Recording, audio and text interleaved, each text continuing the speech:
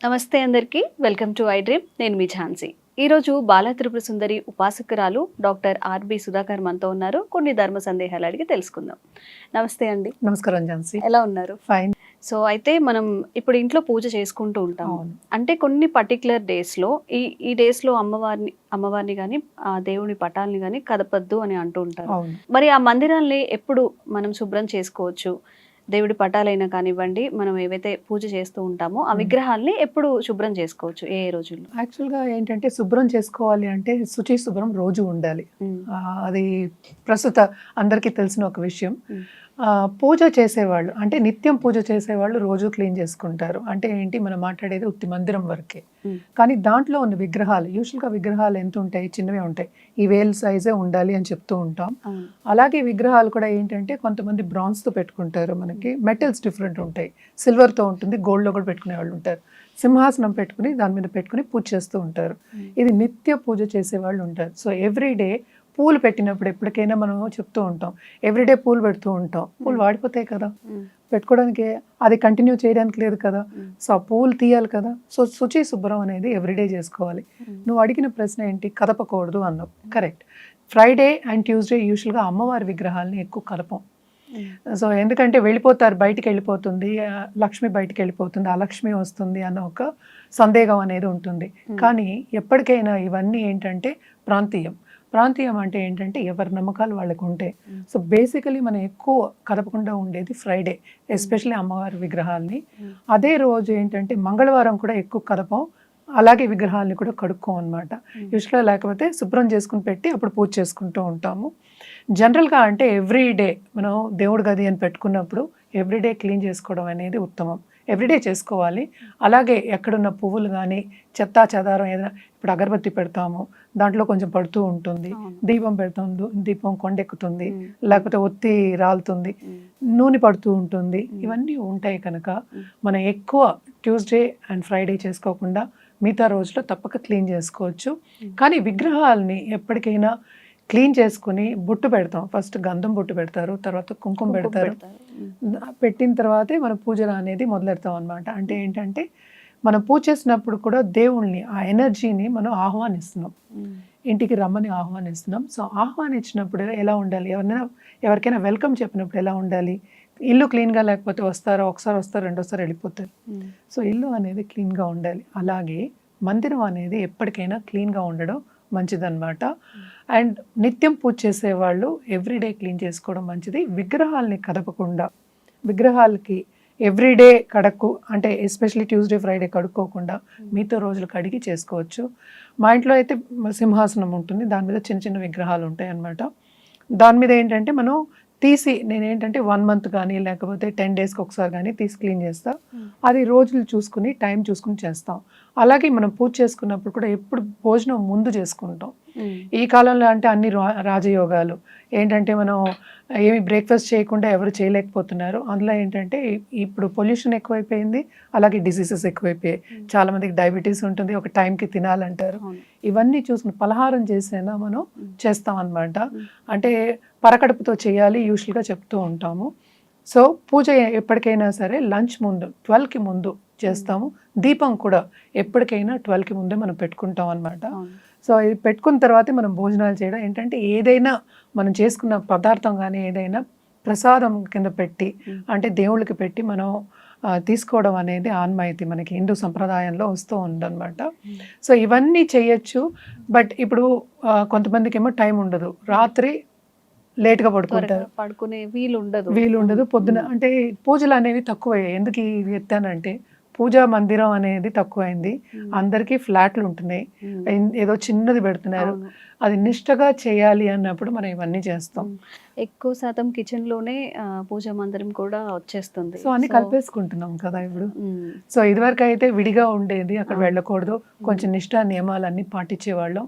Naturally ఏంటంటే ఆడవాళ్ళు ముట్టుకోకుండా అట్లా జాగ్రత్త చేయడం అనేది ఉండేది. ఇప్పుడు స్పేస్ తక్కువైపోయింది, అన్ని తక్కువైపోయాయి. విశాలంగా ఉన్నదంతా చిన్నగా అయిపోయింది ఇప్పుడు.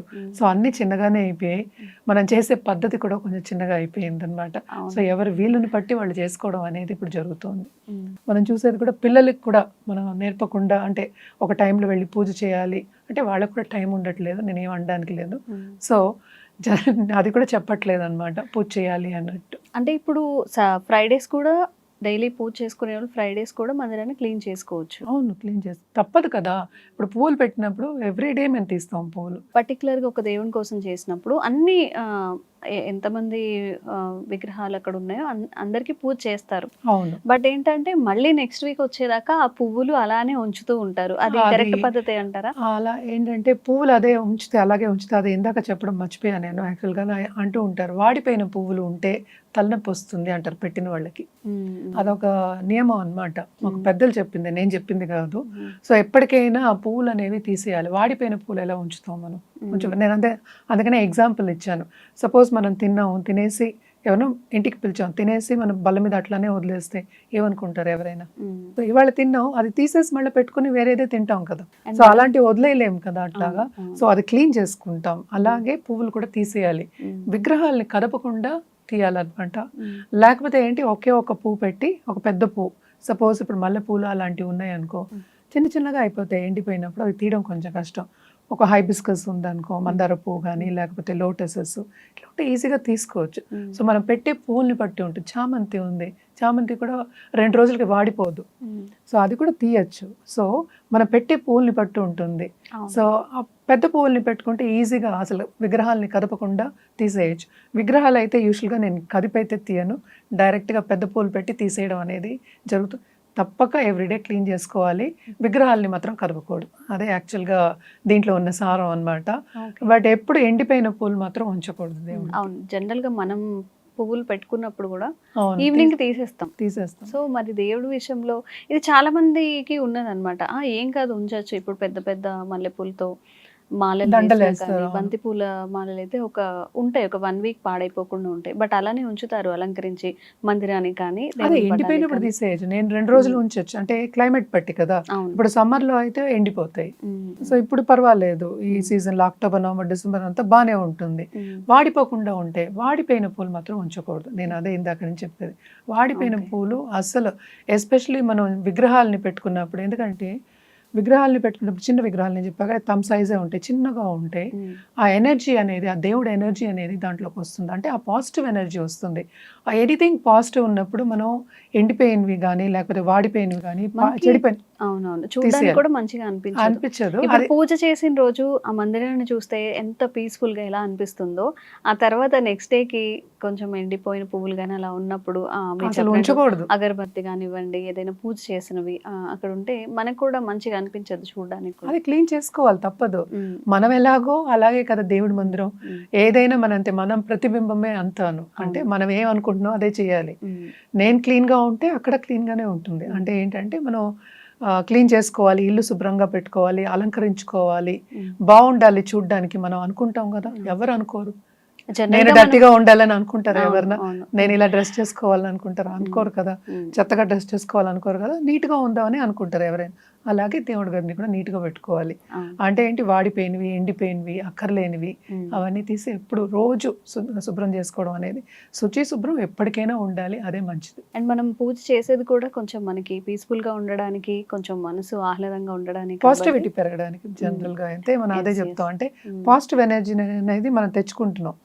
ఎలా తెచ్చుకుంటున్నాం? బై పూజ. పూజ అంటే ఏంటి అసలు, మనం ఏం కోరుకుంటున్నామో దాన్ని బట్టి సంకల్పం చేసి మనం పూజ చేస్తాం.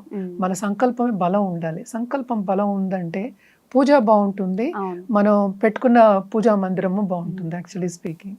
సో అది మనకి ఆ గోల్ నెరవేరాలి అనుకున్నప్పుడు, సంకల్పం నెరవేరాలి. అంటే చాలా మంది ఇప్పుడు పూజలు చేస్తారు, ఇవి కూడా దీక్షలు కూడా తీసుకుంటూ ఉంటారు, నవరాత్రిలో కూడా దీక్షలు తీసుకుంటూ ఉంటారు. వాళ్ళకి చెప్తారు రోజు క్లీన్ చేసుకోవాలని చెప్తారు, వాళ్ళు బట్టలు రోజు ఉతుక్కోవాలని చెప్తారు. మరి అలాగే కదా పూజా మందిరం కూడా, మనం ఎలా పెట్టుకుంటున్నామో క్లీన్ గా, అలాగే పూజా మందిరం కూడా క్లీన్ గా పెట్టుకోవాలి. థ్యాంక్ యూ సుధా గారు, మంచి విషయాలు చెప్పారు.